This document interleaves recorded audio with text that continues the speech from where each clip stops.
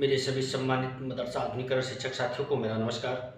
मैं पंकज मिश्रा, मदरसा आधुनिक शिक्षक। दोस्तों, जैसा कि आप जानते हैं कि मदरसा आधुनिकरण शिक्षकों को लेकर के इस समय काफ़ी भ्रांतियां पैदा की जा रही हैं और इमोशनल ब्लैकमेलिंग भी करने का प्रयास किया जा रहा है। उसी के सापेक्ष में सर, आप लोगों ने देखा होगा कि कल परसों मतलब जब से सत्र चालू हुआ है, विधानसभा बजट सत्र जब से चालू हुआ है, तब से एकता टीम के जाबाज सिपाहियों ने हर संभव प्रयास किया है कि हमारी समस्या का समाधान कैसे किया जा सके, उसके लिए लगातार कोशिशें जारी है।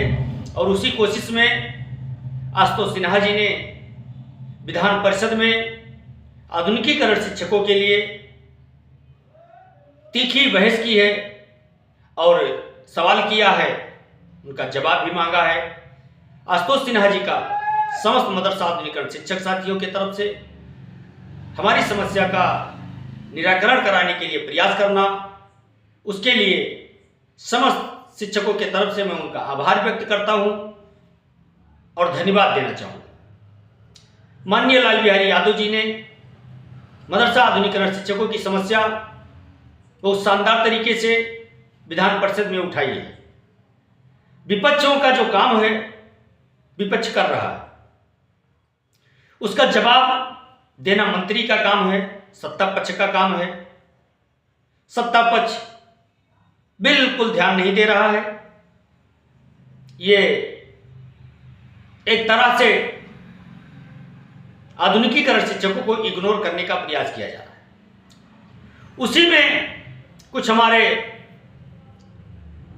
पुराने संगठन के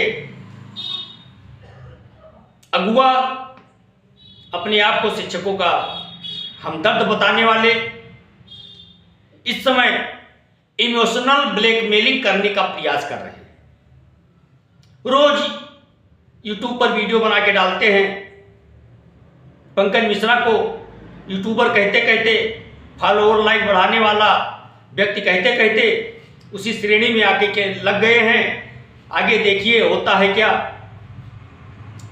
दोस्तों, जिस तरह से इस समय शिक्षकों को भ्रमित करने का प्रयास किया जा रहा है और काफ़ी शिक्षक इस दिशा में भ्रमित भी हो रहे हैं, मैं उन शिक्षक साथियों से कहना चाहता हूं कि अगर आपके पास पैसे फालतू के हैं तो आप अपना पैसा जाया करें। अगर आपके पास पैसे फालतू के नहीं हैं, आपके खून पसीने के मेहनत के कमाई के हैं, तो आप इन पैसों को सदुपयोग करें, अपने परिवार को चलाने में प्रयोग करें।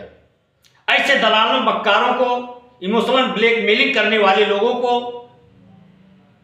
उन पैसों में बंदर बाट न करें, क्योंकि आपके खून पसीने की कमाई है। मैं जानता हूं किस तरह से पैसा कमाया जाता है मेरे दोस्त, कितना मेहनत लगता है, क्योंकि मैं भी आप ही की श्रेणी में हूं। मैं कोई बहुत बड़ा आदमी नहीं हूं, मैं भी किसी तरह से अपना परिवार चलाता हूं मेरे भाई, इसलिए मैं पैसों की कीमत समझता हूं। जो मेरा फर्ज है मैं आप लोगों को बता रहा हूं। और जो नए नए यूट्यूबर बने हैं भी, एक इमोशनल ब्लैकमेलिंग जिसको कहते हैं, भावनात्मक रूप से वो जुड़ करके शिक्षकों के भावनाओं से खेलने का प्रयास कर रहे हैं। उनको कोर्ट का डर दिखा रहे हैं। एक महाशय जी इसी में नियुक्ति को लेकर के आगे बीच में उन्होंने कोर्ट का हवाला दिया कि देखिए 11,000 लोगों ने नियुक्ति के लिए कोर्ट गए थे और उन्हीं को कोर्ट ने आदेश दिया। मैं उनसे बताना चाहता हूं कि नियुक्ति की बात अलग है और बकाये को लेने की बात अलग है। ऑलरेडी हम लोग नियुक्त हैं, तो जहां पे नियुक्ति की बात आएगी उसका नियम दूसरा हो जाता है। और जहां पर किसी स्कीम को चलाने की बात आएगी या किसी स्कीम के तहत काम करने वाले लोगों की बात आएगी तो वो सार्वजनिक होता है। इसलिए अपने उन महाशय साहब को मैं बताना चाहता हूं कि आप इन दलाल साहब का कटाक्ष न करें, नहीं आपको भी वाद प्रतिवाद में खींचा जा सकता है। आपको भी उनके बुरे कामों का हिसाब देना पड़ सकता है। इसलिए आप ऐसे दलाल और मक्कार लोगों के बहकावे में ना आकर के डिफेंस ना करें। अगर आपके ऊपर कोई हिट कर रहा है, आप उस पर डिपेंड करें, लेकिन ऐसे लोगों को आप कवर ना करें, निस्सामना आपको भी करना पड़ सकता है। और ये मदरसा आधुनिकीकरण शिक्षक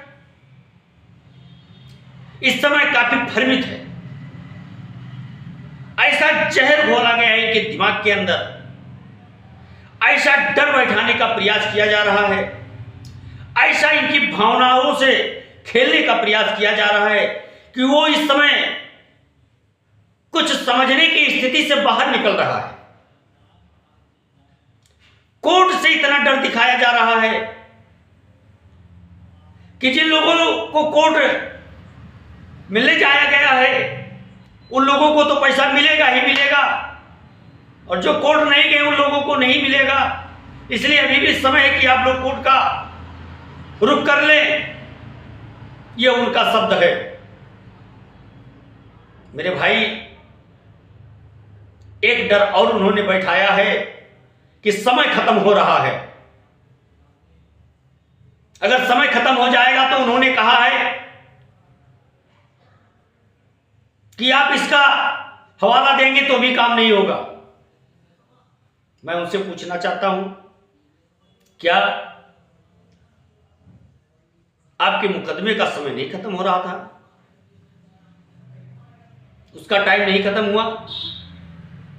क्यों आप शिक्षकों को भ्रमित कर रहे हैं? क्यों भ्रमित करने का प्रयास कर रहे हैं? क्यों नहीं जीने दे रहे हैं शिक्षकों को? क्या बचा है उनके पास? आप 1000 तो 1000 की बात कर रहे हैं साहब। इस समय अवतारी लाने के लिए कुछ शिक्षकों के पास ऐसी स्थिति है कि उनके पास पैसे नहीं है। वो घर का बना रोटी और सब्जी से किसी तरह से रोजा अवतारी करते हैं। क्या आपने कभी सोचने का प्रयास किया? वीडियो के माध्यम से तो आप बड़ी बड़ी बातें कर सकते हैं, कह सकते हैं मैं क्या करूं, मैं आपकी मदद करना चाहता हूं, लेकिन मैं भी मजबूर हूं। साहब, क्या मजबूर हैं आप? जितना इन शिक्षकों से आपने लूटा है,